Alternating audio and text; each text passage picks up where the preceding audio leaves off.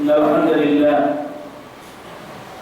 نحمده ونستعينه ونستغفره ونعوذ بالله من شرور أنفسنا ومن سيئات أعمالنا من يهده الله فلا مضل له ومن يضلل فلا هادي له أشهد أن لا إله إلا الله وحده لا شريك له وأشهد أن محمدا عبده ورسوله يا أيها الذين آمنوا اتقوا الله حق تقاته ولا تموتن إلا وأنتم مسلمون يا أيها الناس اتقوا ربكم الذي خلقكم من نفس واحدة وخلق منها زوجها وبث منهما رجالا كثيرا ونساء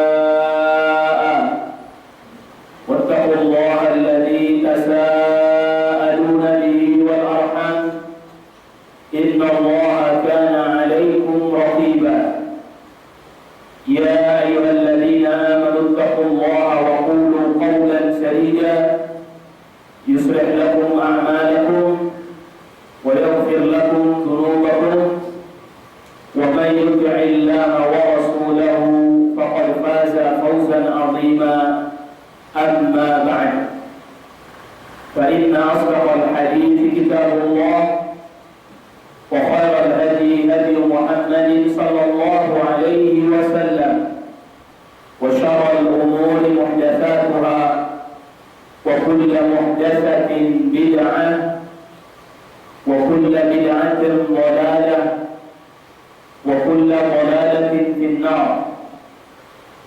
Masyaallah hadirin jamaah salat Jumat yang mudah-mudahan kita semua dirahmati oleh Allah Tabaraka wa Ta'ala. Pada Jumat kali ini kita hendak mengambil pelajaran yang begitu besar dari firman Allah Tabaraka wa Ta'ala dalam surah Al-Jathiyah pada ayat yang ke-23. Allah Subhanahu wa Ta'ala firmankan, "Ara'aita man ittakhadha ilahahu hawahu." Tahukah engkau, wahai Rasul, wahai Nabi, ada orang yang mereka menjadikan hawa mereka sebagai ilah, sebagai sesuatu yang diibadahi. Wa wallahu Allahu ala ilmin, lalu kemudian Allah sesatkan ia sedangkan ia dalam keadaan memiliki ilmu dan mengetahuinya. Wa khatama ala sam'ihi wa qalbi, lalu kemudian Allah tutup pendengarannya dan juga Allah tutup hatinya. Wa ja'ala ala basarihi ghishawa, lalu kemudian Allah jadikan penutup pada penglihatannya, pandangan matanya. فَمَنْ يَهْدِيهِ بَعْدَ اللَّهِ, maka siapa yang bisa memberikan petunjuk kepadanya setelah Allah, selain Allah. Pada ayat ini Allah Rabbul Alamin beritahukan kepada kita bahwa ada orang-orang yang menjadikan hawa mereka sebagai sesuatu yang diibadahi, sesuatu yang disembah, sesuatu yang diikuti. Dan di antara makna al-hawa, makna hawa yang dimaksud di sini adalah perasaan emosional. Seperti tatkala satu ketika ada seorang wanita yang sedang menangis di atas kubur anaknya yang telah wafat. Lalu kemudian Rasulullah SAW datang kepada wanita tersebut dan memberikan nasihat.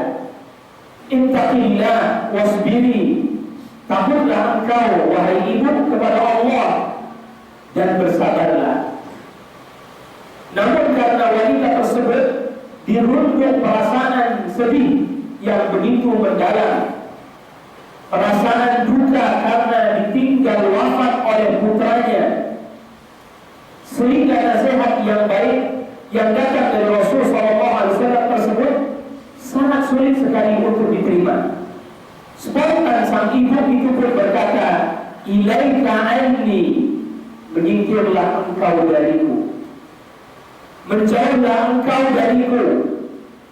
Innaka lam tufad bi musibati, sesungguhnya engkau tidak mengalami musibah seperti yang aku alami, maka engkau mudah saja berkata sabar. Lihat bagaimana seseorang tatkala diliputi perasaan, emosi, kesedihan, maka dia akan sangat sulit sekali untuk menerima kebenaran. Dan kita bisa lihat banyak contoh ini di hadapan kita. Tatkala seseorang misalnya datang ke Masjidil Haram, lalu kemudian dia melihat Ka'bah dengan penuh kerinduan, dengan penuh kecintaan, tiba-tiba dia kemudian mendekati Ka'bah dan dia usap seluruh dinding Ka'bah. Ketika diingatkan, wahai saudaraku, tata cara yang semisal seperti ini tidak pernah diajarkan oleh Rasul SAW. Spontan dan seraya dia pun berkata, ini adalah luapan kerinduanku terhadap Baitullah. Ini adalah ungkapan kecintaanku terhadap Baitullah, terhadap Ka'bah. Sulit sekali. Karena apa? Dia diliputi perasaan dan emosi yang begitu besar yang ia luapkan, yang menurut ia itu adalah merupakan kebaikan. Itu begitu meliputinya sehingga sulit sekali tatkala disampaikan kepadanya al-haq, disampaikan kepadanya kebenaran, dia akan sulit sekali menerimanya karena emosinya begitu menguasai dirinya. Bisa jadi tatkala ia menyentuh seluruh bagian dari dinding Ka'bah, dia menangis. Bisa jadi ia terharu, begitu terharunya ia. Itu karena luapan emosi semangat. Oleh karena itu terkadang luapan emosi ini yang kemudian menguasai diri kita, sehingga dengan perasaan dan luapan emosi itu kita beranggapan bahwa jalan ini adalah jalan yang terbaik dalam rangka mendekatkan diri kepada Allah Rabbul Alamin. Sama seperti tatkala mereka yang melaksanakan atau yang mengerjakan perayaan memperingati hari kelahiran Nabi SAW. Mereka tatkala dalam acara tersebut berdiri membaca zikir-zikir tertentu, lalu kemudian meneteskan air mata penuh sedih dan haru, sehingga tatkala diingatkan, wahai saudaraku yang seperti ini, Rasulullah SAW tidak pernah perintahkan dan ajarkan, Allah Rabbul Alamin tidak pernah perintahkan kita untuk melakukan hal ini. Spontan dia pun berkata, aku melakukan hal ini karena kecintaanku kepada Rasulullah SAW. Engkau yang mengatakan hal ini tidak ada tuntunan dari Rasulullah SAW, engkau adalah manusia yang tidak pernah merasakan cinta di dalam hatinya kepada sang Nabi. Waliyahulillah wassallallahu alaihi. Jadi murni didasari atas dasar semangat emosi yang begitu tinggi dan meluap, sehingga kemudian tatkala diingatkan kepadanya, dia pun juga tidak mempedulikan. Contoh yang lain misalnya tatkala ada sebagian dari saudara kita kaum muslimin berkumpul di rumah orang yang telah wafat, berkumpul di rumah saudaranya sesama muslim yang telah meninggal dunia, membacakan ayat-ayat Al-Quran, al-adhkar, zikir-zikir dan doa-doa. Lagi-lagi tatkala kita berusaha untuk mengingatkannya, wahai saudaraku, hal seperti ini tidak ada, bahkan hal ini dilarang. Kata para sahabat sebagaimana dikatakan sahabat Jarir bin Abdillah Al-Bajali, diriwayatkan oleh Imam Ahmad di dalam musnadnya, kunna na'udul ijtima' ila ahli al-mayyit ba'da dafnihi wa sina'atul Quran min ad-diyah. Kata sahabat Jarir bin Abdillah Al-Bajali radhiyallahu anhu, kami para sahabat menghukumi berkumpul-kumpul di rumah mayyit setelah dikumpulkannya mayyit dan membuat makanan serta menyediakannya, hukumnya sama dengan meratap, yang itu berarti haram dan tidak boleh. Dengan sikap dan tangkasnya karena itu tadi semangat yang tinggi, ia pun berkata, kami tidak memberatkan saudara kami sesama muslim, kami hendak memberikan manfaat kepada saudara kami sesama muslim yang telah wafat dengan mendoakannya, dengan membacakan Al-Quran yang dikirimkan pahala untuknya dan seterusnya. Apa yang menjadi dasarnya? Tidak ada dasar kecuali semangat tadi. Semangat untuk memberikan kebaikan, semangat untuk meraih kebaikan. Tetapi ia tidak sampai atau tidak mau menempuh jalan kebaikan. Fakam min muridin al-khair laisa biwasil. Maka berapa banyak orang yang menginginkan kebaikan, namun ia tidak bisa sampai kepada kebaikan tersebut disebabkan ia tidak mempedulikan aturan dan tata cara. Waliyahudillah wa sallallahu alaihi wa sallam. Saudara kaum muslimin jamaah salat Jumat rahimahullah wa iyyakum. Padahal ibadah adalah kata inti dari ibadah adalah mukhalafatul hawa. Menyelisih apa yang menjadi keinginan kita, yang menjadi kemauan kita, yang menjadi apa yang kita inginkan, apa yang kita anggap itu adalah sesuatu yang baik dalam rangka untuk meraih keridhaan dan kecintaan Allah Rabbul Alamin. Fa'tabiru ya ulil albab la'allakum turhamun.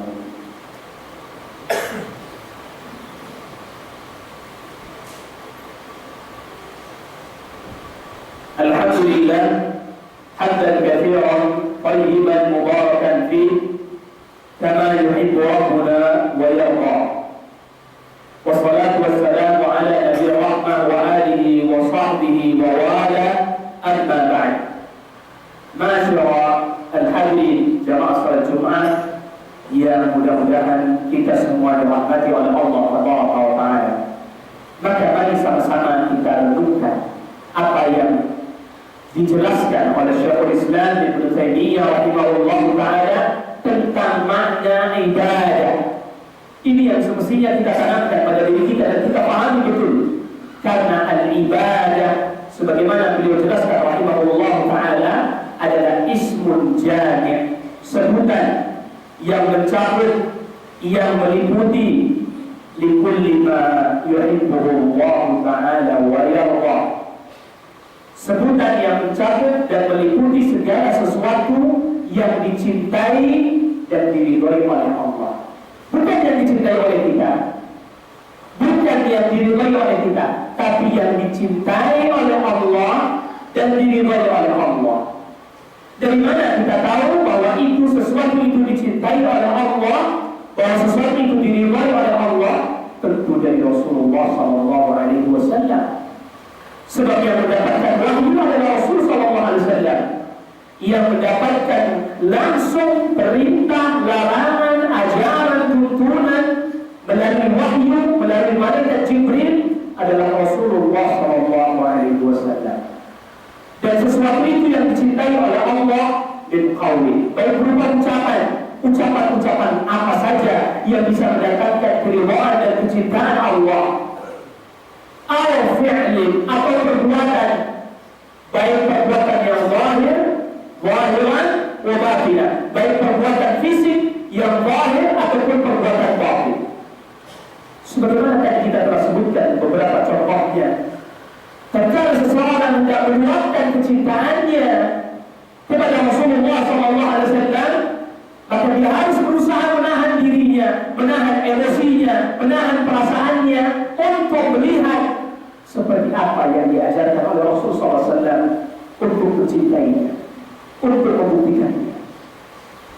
Sebagaimana juga terkadang banyak kita terbawa perasaan kita, terbawa emosional kita, tatkala mendengar perkataan yang membangkitkan semangat misalnya, tatkala menyentuh hati kita sehingga kita pun sedih, merasakan kesedihan tatkala mendengarnya misalnya. Namun kita bertanya, adakah perkataan itu adalah perkataan yang benar? Adakah perkataan itu adalah perkataan yang sesuai dengan apa yang telah diperintahkan oleh Rasul SAW? Sehingga tidak setiap tangisan dan air mata yang keluar itu kemudian menjadi air mata yang betul-betul didasari atas dasar kecintaan kepada Allah Rabbul Alamin. Sebagaimana tadi kita telah sebutkan, berapa banyak orang yang mengerjakan satu perbuatan, yang perbuatan itu jelas-jelas terang-terang, tidak ada tuntunan menyelisih apa yang diajarkan oleh Rasulullah SAW, namun pelakunya menangis dengan penuh kesedihan. Berapa banyak kaum muslimin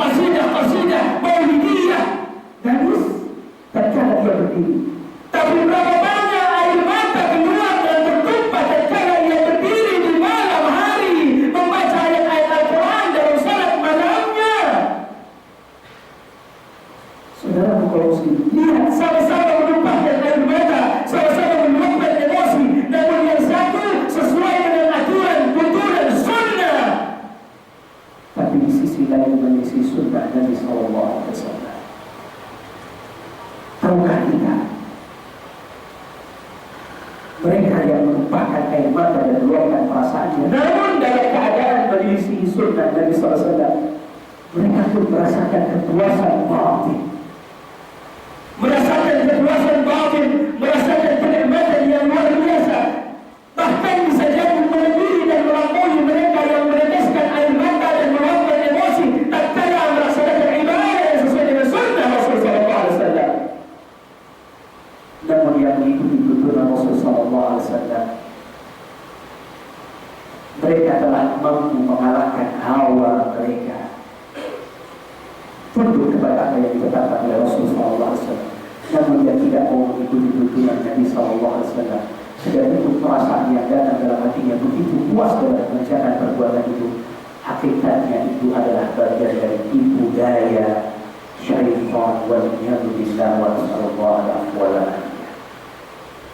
Kita mohon kepada Allah Rabbul Alamin, mudah-mudahan kita tidak dijadikan orang-orang yang merasakan kepuasan dan kenikmatan dalam kebid'ahan wal iyadu billah, merasakan kepuasan dan kenikmatan dalam kemaksiatan, wa nasallallahu alaihi wasallam.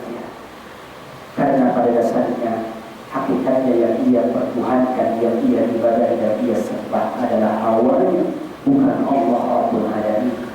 Sebab apa yang dia lakukan tidak pernah ada tuntunannya dari Rasulullah SAW.